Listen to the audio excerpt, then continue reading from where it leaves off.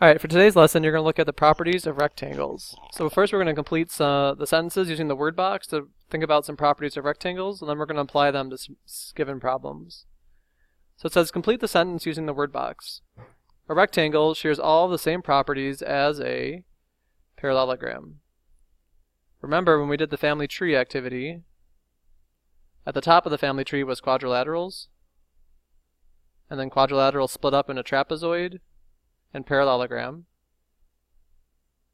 and then parallelogram split up into rectangle and rhombus, and then together they made a square. So today we're going to focus on the properties of the rectangle. A rectangle has 4 right angles. And one other special property of rectangles that other shapes don't necessarily have is that the diagonals in the rectangle are congruent.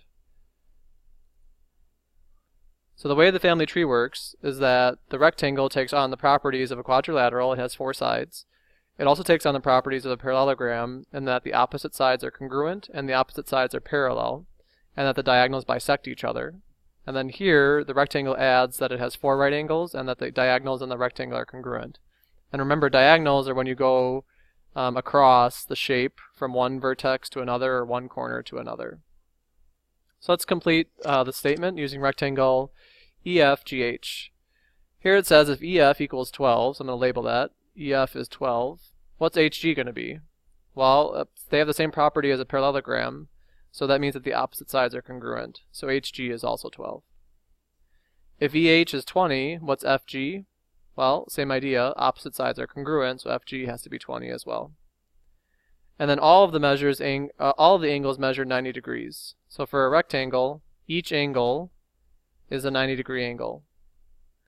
And remember, for a quadrilateral, the quadrilateral should have all the angles add up to 360, so 4 times 90 is 360. So that's where the 360 degrees comes from.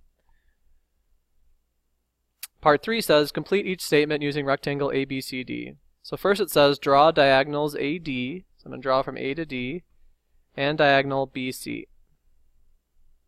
Label the point where the diagonals cross as point X. Alright, so it's asking us to find AD, it gives us AD is 8, and it's saying that AD, if AD is 8, what's BC? So AD is the entire length of my diagonal.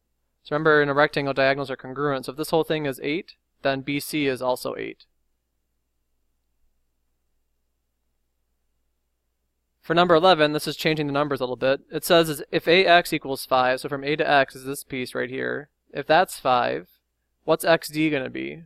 So remember, the rectangle has the properties of a parallelogram, so it gets split in half. So the other half of the diagonal would also be 5. That's if we're using different numbers. Alright, so let's try some practice problems. Using the properties of rectangles, find the value of x in each of the problems. So here, opposite sides are congruent, so x equals 10 in this problem. In this problem, I know that each angle is equal to 90 degrees in a rectangle, so I can set the angle C equal to 90 and solve. Subtract 10 on both sides, and I get x equals 80 degrees. Because 80 plus 10 is 90, so that's how you can check to see. Flipping it over. If WL is 20, so let me highlight WL just in case we're not seeing it. This is the entire diagonal, WL. It wants you to find the length of the diagonal TR. So TR is the other diagonal.